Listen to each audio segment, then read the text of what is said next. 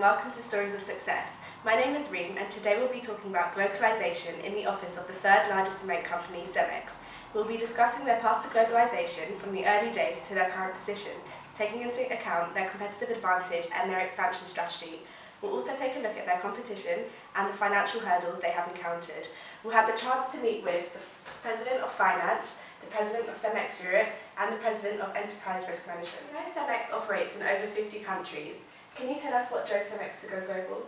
So there are two main interconnected driving forces that actually led us to internationalise our business: the competitive drivers and the government drivers. Essentially, the Mexican government began lowering barriers to entry and entered NAFTA.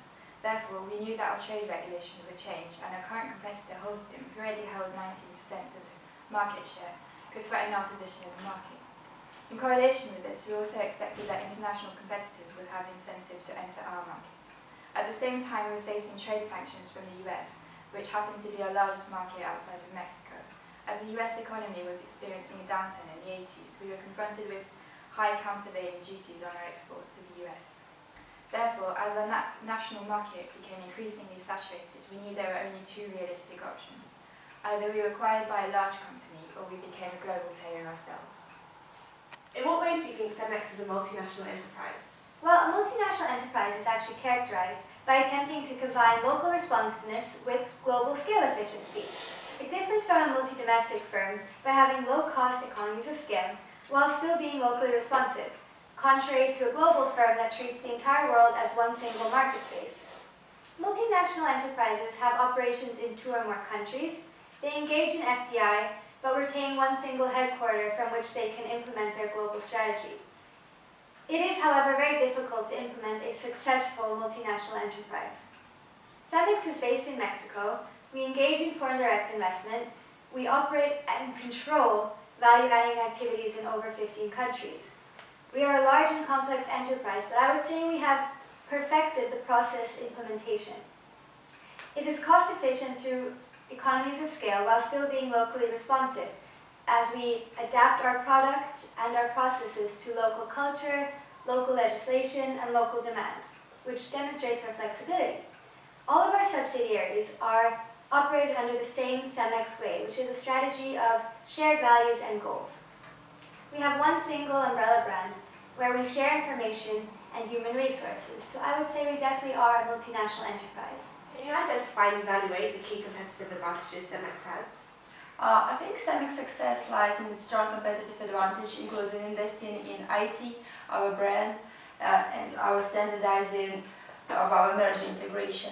So, first of all, we developed our expertise in distribution, marketing, and sale of cement. We were one of the first companies who integrated technology in our business model starting in the 1980s. So basically we created an integrated dispatching system using satellite and global positioning system, which allow us to reduce the delivery time, and also it helped us to increase the efficiency. This also saved costs and additionally increased our goodwill, because timely delivery is really valuable for our customers. In addition, we also developed a program for the benefits of our customers, such as CEMEX. So it is a part of our emotional positioning, because we are selling a dream home instead of marketing cement in a bag.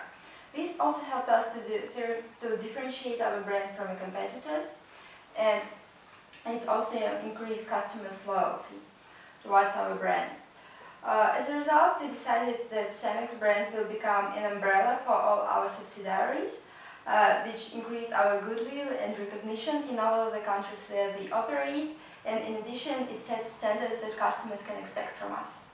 Additionally, the CEMEX way enabled a very efficient integration of new plants and organisations in the group, combining new governance, a standardisation of all processes, and an e-labelling process. We also adapt our products and highly customise them to suit the needs of local customers. This gave us a strong competitive advantage in every market that we entered. At the same time, we built a strong system of efficient supply chains, rapid delivery, and high production capacity in the many different plants we own around the world. Our growth was rapid and aggressive, earning us a large global scale in a short period of time. However, our increasingly optimistic acquisitions were moving at a rate greater than what internal cash flows could support, and our debt increased significantly with our expansion. So Lisa, why did CEMEX decide to go to Spain first? Well, I can explain this using the cage framework. Culturally, as Mexico has linguistic and cultural ties with Spain, it made it quite easy for CEMEX to integrate a Spanish company as they share the same language. The administrative factors show that Spain was one of the most appealing countries to integrate, as it was exempt from the anti-dumping duties that they were facing in the US, and in addition to this, Mexico was colonized by Spain in the 1500s and wasn't given its independence back until 1821. This of course made it easier for us when moving into Spain because not only did we share traditions, we also shared business practices. Furthermore, Spain gave CEMEX geographical diversification, and by this I mean that we were able to tap into other European markets. Taking a more economic view finally, the move into Spain was definitely also fueled by a strategic response to Holcim's growing market share in Mexico. CEMEX chose Spain as it was an investment-grade country. They had just entered the European Monetary Union and our interest rates in Mexico were at 40%. This made Spain an affordable option and it allowed CEMEX to fund further growth. So can you tell us what challenges they faced during their global expansion? So our attempt to enter America in the 80s was our first main challenge. We were viewed as a threat by the American cement makers and the trade unions, and they made us pay anti-dumping duties. In addition, in 1998 we failed to fully acquire a government-owned cement company in Indonesia since the local people were against foreign ownership. To tackle integration challenges, we centralised our operations by using our IT expertise with standardised processes and management. Also, given the potential for cultural clash in the newly acquired firms, we decided to retain 20% of their practices and store the remaining 80% in our database for further analysis. The biggest problem was the cash flow. Acquiring new firms intensified our debts, especially after we acquired Southdown. And we had to slow down the process of acquisitions in order to concentrate on debt repayments. Besides, our income reduced severely as the acquisition of Rinca was overvalued, and it further reduced during the nationalisation of a subsidiary in Venezuela, since the compensation offered by the local government highly undervalued our assets. Why did CEMEX opt for an acquisition strategy compared to other market entry options? I think we didn't want to compete with a strong rival, so we decided to buy them up and build a strong global brand. We took over companies from the same industry, so our strategy was focused on horizontal acquisitions. Our motives were purely synergistic because we wanted to enhance and consolidate their market power. Even though there was an option for us to merge with our companies, complete equity and operational control is very important for us, so that's why we didn't do this. We have a well-developed corporate strategy, which is called CEMEX Way, that allows us to avoid post-acquisition integration problems. Also, I personally think that acquisition is a cost-saving and time-consuming practice, because cement as a product, it doesn't require significant local adaptation, so we can just buy companies who have a well-established production and distribution system and a number of talented workforce. So all we have to do is just to find a way to extract more value from it. Do you think there are any similarities between CEMEX and their competitors' approach? I would say that the main similarity between these firms is the target of internationalisation. Although they each took an individual approach, they shared the goal of operating in several nations. If I had to pick one that was the most similar to CEMEX, I would say a competitor Lafarge, as it also took the route of acquisitions and greenfield projects. But they operated in different areas such as Canada, Brazil, parts of Asia and the Middle East. Contrastingly, Holcim chose to expand through investment instead of acquisitions. Holcim was investing in cement plants in the US and Brazil rather than acquiring them.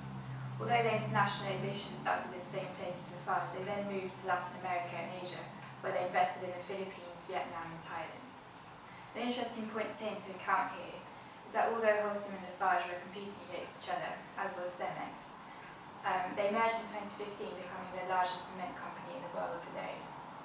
In 2008, Mexico, Europe and the USA faced a huge recession in addition to the foreign exchange loss due to the devaluation of the Mexican peso and falling dollar, which I'm sure had an adverse effect on CEMEX's operations and financial performance. So how can CEMEX solve their cash crunch problem?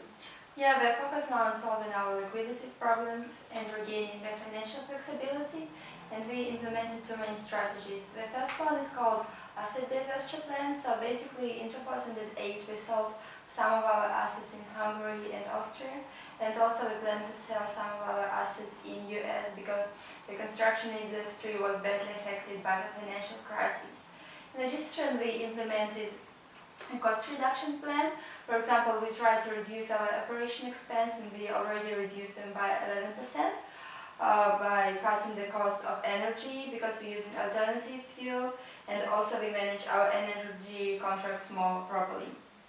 Also, we plan to temporarily shut down our plants in some countries because of the decrease in demand for cement. We hope that this will help us to avoid bankruptcy and reduce our debt. Do you think the nationalisation of industries can be a threat for multinational enterprises given the experience of the cement industry in Venezuela?